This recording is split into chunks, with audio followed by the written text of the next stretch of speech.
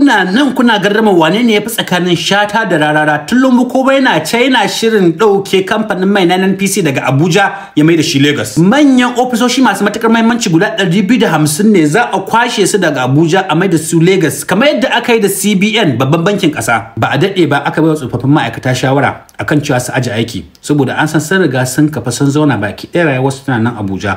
Idan aka ce musu su tafi Lagos ba su tafi shi sa tun yanzu aka fara waɗannan 'yan kama-kaman yadda suna ajiyewa ragowa waɗanda suke matasa idan aka ce an tafi can wurin dama rayuwarsu ba wani kafuwa ta anan ba cikin sauƙi za su tashi tafi. CBN Lagos, NNPC Lagos, nan gaba menene za a rage wa Abuja? Matsalar mutanen mu da yawa shine ba su san me za su mai da hankali akai ba ga abin da yake mai muhimmanci amma ba za a dube shi ba.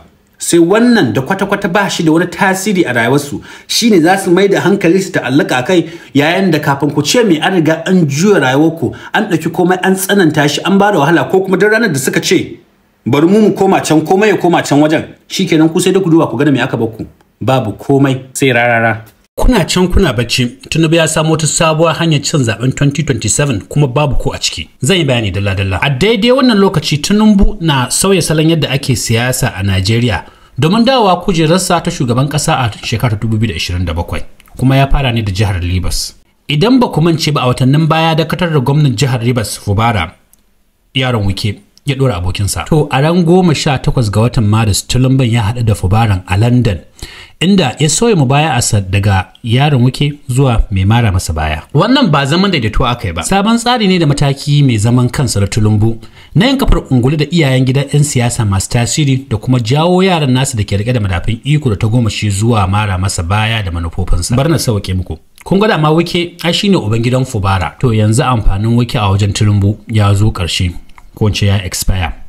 An ci more ganga za a yada koran. Fubara yanzu ya fi Wike amfani a wajen Tinubu saboda shine gwamnan jihar da ke rike da albarkatun man fetur kuma take iya taimakawa PDP da kudaden da za ta yi kamfe da su a kokarin kada Tinubu a shekara ta 2027. Saboda haka idan har Fubara ya dawo bayan Tinubu to hakan zai taka rawa wajen talauta PDP a zabe na 2027 saboda haka yanzu Wike an yi waje da shi Fubara shine na Tinubu. Kar ku manta dama wannan ya faru a baya fa da 'yan Rufa'i inda 'yan Rufa'i ya taimaka mishi wajen cin zabe musamman shawo kan 'yan Arewa da ya gama da shi kuma yayi wajarud da shi. Menene laifin 'yan Rufa'i da Wike?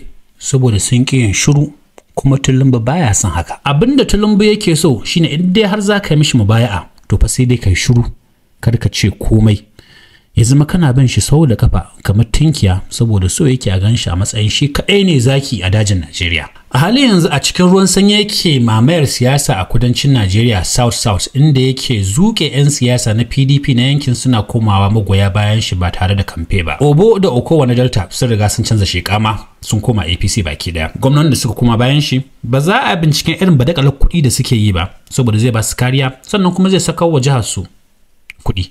Dawar bayarsa da Akwa Ibom zuwa goyon bayan Tinubu zai rage wa PDP kudaden shiga wanda za su yi amfani da shi a shekarar 2027. Wannan ba batun zabe bane, batun amfani da sauyi sheka ne na tarwatsa shugabancin PDP cikin ruwan sanyi. Saboda haka yanzu a fili yake Tinubu na amfani da cin amana da iko tattalin arziki da kuma tattaro 'yan siyasa domin su mara masa baya ba tare da sun canza sheka a jam'iyyarsu ba.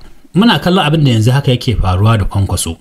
Kuma mun san cewa in dai har ya mu baya da shi to zai amfani da shi ne kuma nan gaba zai mishi sak yadda wa 'yan Rufa'i da Wike wato yayi wajarod da shi. Saboda haka za mu iya saka Kwankwaso a cikin layin jerin waɗanda yanzu haka Tinubu yake shirin cin more gangansu nan gaba kuma ya yada koransu. Kullum ana cewa arewan farka amma masu doka yanzu sun fara gyangyaɗi. Saboda haka hanyar da Tinubu zai ci zaɓe ba ta adadin ƙuri'un da za ku ɓata lokaci a cikin ranar ku jefa ba. Zai toshe 'yan adawa hanyoyin samun kuɗin kamfe ne sannan ya tattaro duka masu ruwa da tsaki a siyasar yankunanku su zama nasa waɗanda suke da iko da jami'an tsaro da kuma jami'an zaɓe. Idan aka rubuta sakamakon zaɓe babu wanda zai ci wani abu sai ku kuma dama ku ba ta ku ake ba kuma ba abin da za ku iya yi a kai.